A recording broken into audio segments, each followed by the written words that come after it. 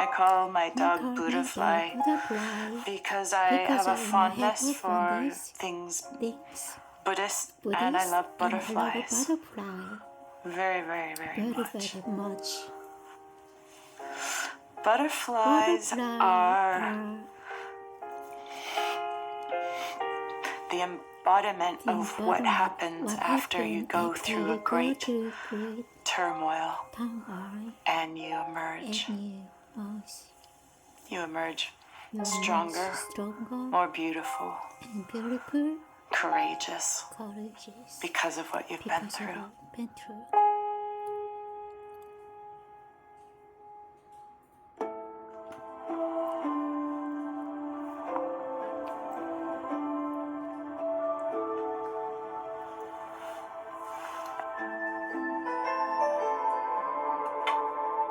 This Halloween I chose a skeleton onesie with roses on it. And I picked it because how much more vulnerable can one be than to say you're seeing everything and have it still be legal to walk around like that in public.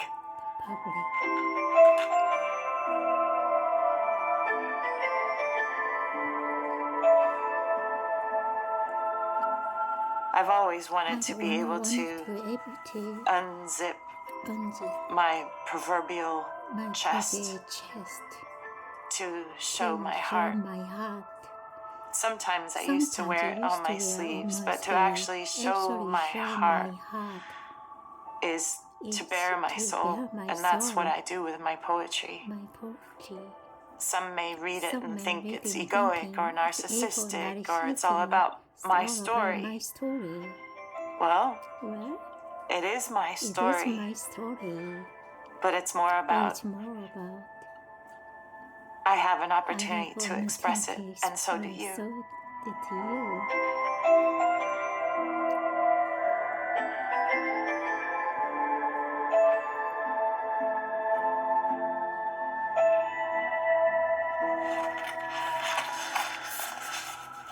Valid footprint.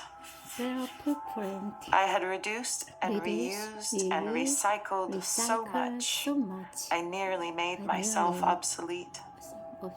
There is a need for me to be here. My footprint is also valid. I won't tiptoe.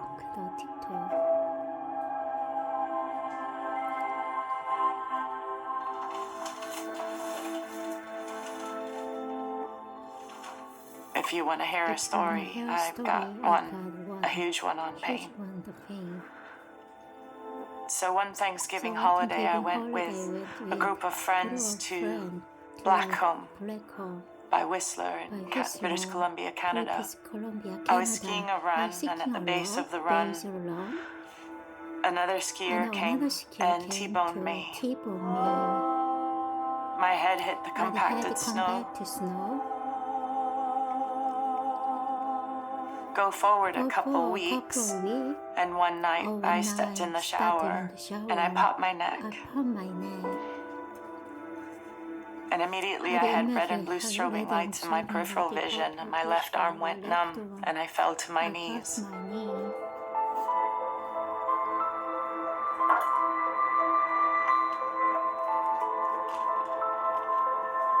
And this is where I have to make the story short.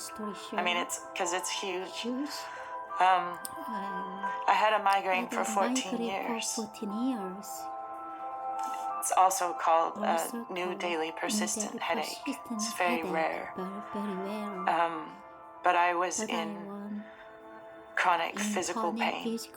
And physical pain often can be invisible. You're not on crutches, you're not in a wheelchair, you don't have a shaved head and scars, but you hurt.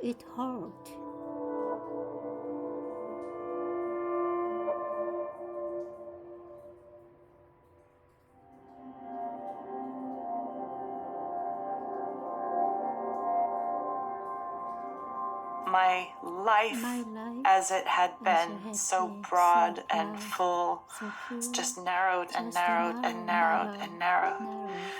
and who I was as a person was not who I was any longer.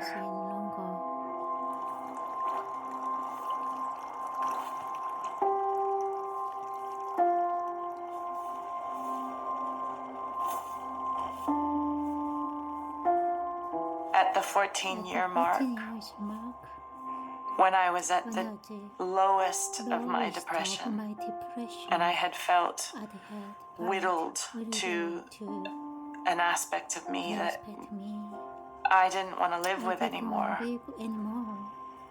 I fell to my knees, threw up by the roses at my old house.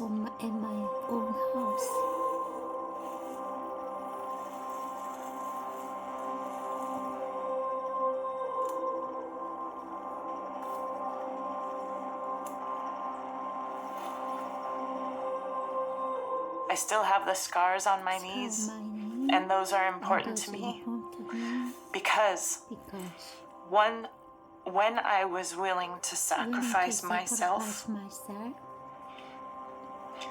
the headache stopped. And I'm a writer. I'm a poet. I'm a poet whose favorite word is ineffable. And the favorite definition I've ever heard is that which is too holy to be spoken. I, who love words, have found it quite difficult to put into words what happened, because I don't think of it as an otherworldly Yeatsian, fairies and the little people, or capital or small g God. I just think that somehow it was a non-denominational miracle that once I was willing,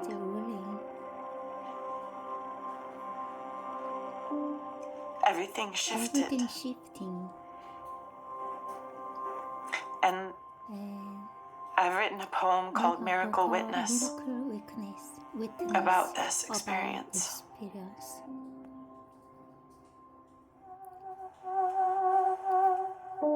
One dark night when the moon climbed, I fell in a puddle by the pink roses, a voluntary sacrifice, after which everything shifted. The pain miraculously lifted and rose to join the moon. With new guides at my side, I plied new skills to become the architect of my soul. Finally, on the other side of pain, with brighter days in focus. Rebuilding after traumas is a solo journey that can't be done alone. We recount our stories to remember that we survived, to answer the burning question, what miracle am I?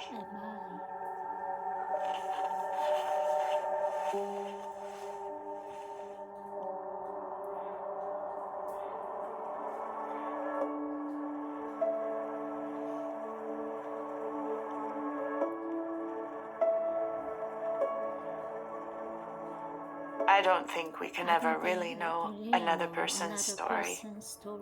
If we stop at the surface, we just get that view. And some people don't want to dive in. And some people have barriers up that they don't want to express. But what I learned after living 14 years with chronic pain is that I'm an extremely much more empathetic person to those who are struggling. And since I rebuilt my life, one of my deepest joys is acknowledging the suffering of others and bringing levity. When I say I live here in what I call my lighthouse, that's not just candles, that's levity.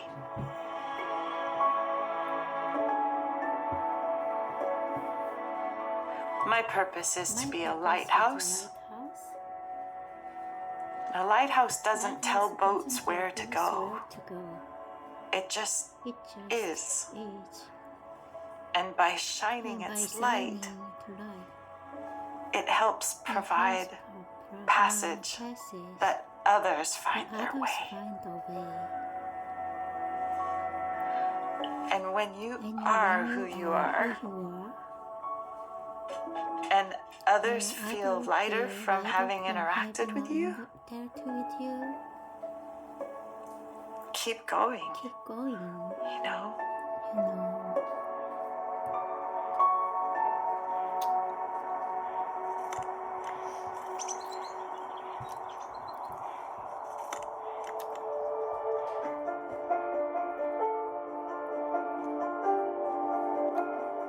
I'm more childlike now, and that's a necessity for me. I know it might seem strange, but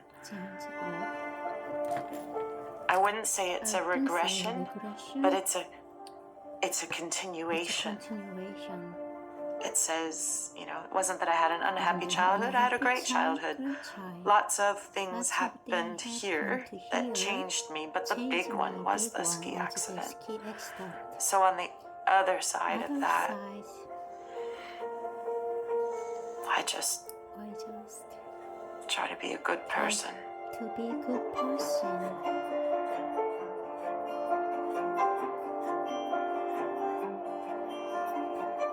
I'll be driving my car, and when I stop at a light, I see people in traffic and their brows are all furrowed like this, and I'll roll my window down, and I'll take my little bubble wand, and I'll put it out the window, and I'll turn it on, so that when they come around that corner,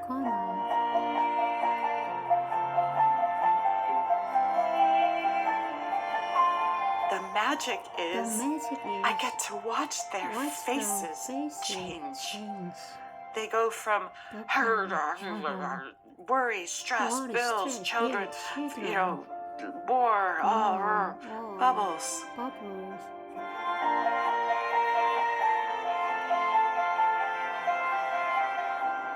I love to see them taken out of the rut and routine of things and come alive for a moment, and then pass that on, and then they pass that on, and it just is the gift that gives forward.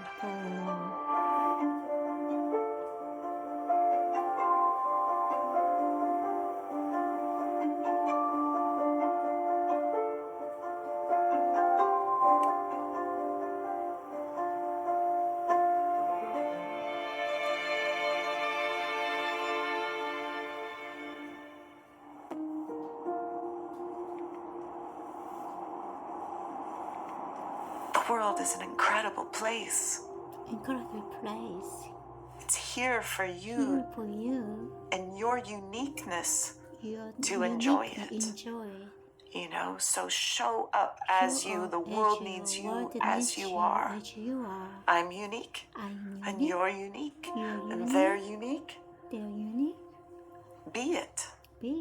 Each morning I wake up and I say, I get to be me today. You know?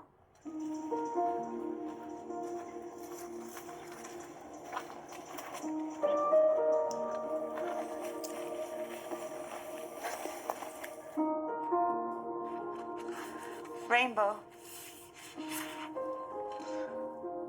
I like who I'm becoming. The growing boldness of my voice. That I'm not shying away from being myself. I like living boldly and firmly and lovingly and kindly and sillily, just as I am. When I shift too much to accommodate others, to please and not ruffle feathers, it feels like a denial that splinters the whole. It's one thing to be a chameleon, to alter one's colors to each new environment. It's another to live as the rainbow one already is. Who doesn't pause to admire a rainbow?